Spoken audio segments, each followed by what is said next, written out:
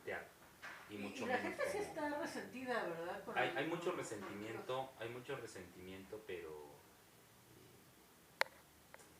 muy, muy contradictorio, porque hay resentimiento de los adultos mayores sobre todo, que son los que a veces son un poco difíciles. Y yo les digo, curiosamente los más resentidos terminan siempre avalando lo mismo de siempre. Son los que terminan siendo convencidos por una despensa, por unas láminas. Y esa situación pues obviamente no la podemos eludir, no la podemos soslayar. Entonces te decía, hoy en campaña hablamos de defensa de derechos humanos, hablamos de N número de cosas. Y resulta que a veces no entendemos ni sabemos de qué estamos hablando. O cuál es la necesidad de la gente, porque, por Ya. ejemplo, ¿cuál es la petición más sentida? Ya en todo el recorrido que has hecho municipios, hablando con la gente, yendo a los negocios, o sea, ¿qué es lo que más se repite? Que la gente te pide, te dice que necesita, Empleo. o que le causa... ¿Sí? Empleo.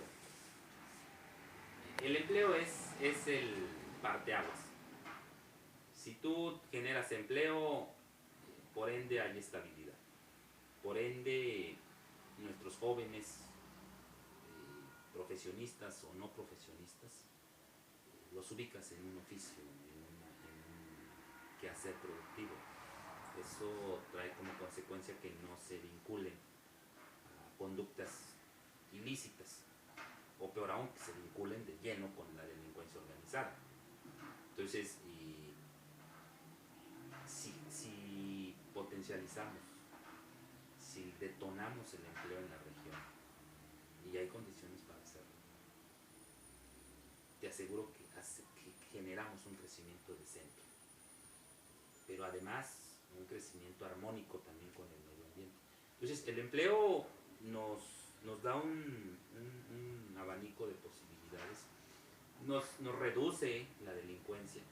La inseguridad no se combate con más cárceles ni con más años, ni metiendo más delincuentes a las cárceles, porque cada delincuente nos cuesta. Claro. Y entonces sí tenemos que eficientar un sistema de procuración de justicia, sí tenemos que tener policías científicas, tenemos que apostarle a la seguridad, tenemos que ir por más presupuesto para la educación.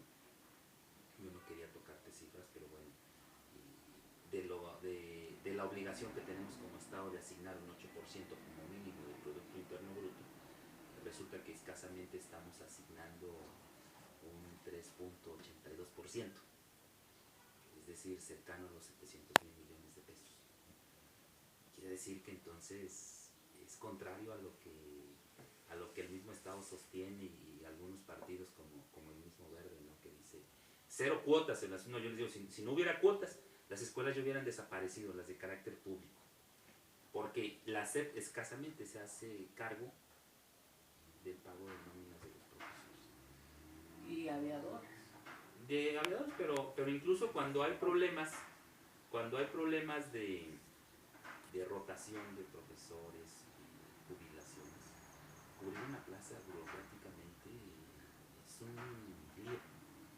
Y eso implica que las escuelas se quedan sin profesores. Y ahí tienes manifestaciones de padres, Siempre. ¿no?, que no hay profesores. Y ese es un problema de la SED que no puede resolver, ni eso puede resolver. Si ya los padres de familia le resuelven el problema del mantenimiento, de darle papelería, todo lo que necesitan los profesores, los directivos de una escuela, kinder, primaria, secundaria, lo sufragan los padres de familia. Sin contar el uniforme, sin contar los festivales del Día del Niño, del Día de la Madre, del Día del Profesor, sin contar los desfiles, sin contar los programitas de ahora, el vestuario especial. Por ejemplo, los padres de familia también están prácticamente puestos de rodillas en la educación. Entonces, a lo mejor no lleguemos al 8%, busquemos un presupuesto mayor, pero si tenemos empleo, los padres no se quejarían tanto de eso. Bueno, y un diputado, ¿cómo genera empleo? Desde la tribuna, ¿cómo lo hace? Bueno, Gestiona. primero que nada, avalas el Plan Nacional de Desarrollo junto con el Ejecutivo, que está establece el artículo 25 y 26 constitucional. O sea, cuáles son las políticas públicas a las que tenemos que eficientar el presupuesto de ingresos, cómo vamos a etiquetar el presupuesto de ingresos. Entonces, desde la Cámara tienes la obligación, pero además la exigencia de incidir en las políticas públicas. Entonces, las políticas públicas deben estar orientadas a eso. La cobertura, la estabilidad, el desarrollo armónico. Y una de esas cuestiones es precisamente que tenemos que apostarle a la inversión, a generar inversión desde la misma obra pública. Es decir, si tú generas obra pública, generas empleo. Si reducimos el costo del aparato burocrático, tenemos para invertir. Pero además, ¿cómo un diputado genera? Desde el proceso legislativo. Es decir, hace un momento hablábamos, ¿cómo constituimos una microempresa? Pues una serie de requisitos. Esa serie de requisitos son cuestiones formales, legales. Desburocraticemos, destrabemos eso, démosle una facilidad lineal. Requisitos muy prácticos, declaraciones muy prácticas. Y eso permite entonces que modifiquemos leyes anacrónicas que hoy son infuncionales, que no permiten un desarrollo económico, un desarrollo competitivo. Pero por otra parte, el Tratado de Libre Comercio no nos ha dejado ninguno. Y lo sostengo no como abogado, también conociendo las líneas macroeconómicas, geopolíticas, que nos permiten determinar qué beneficios hemos tenido. Ninguno.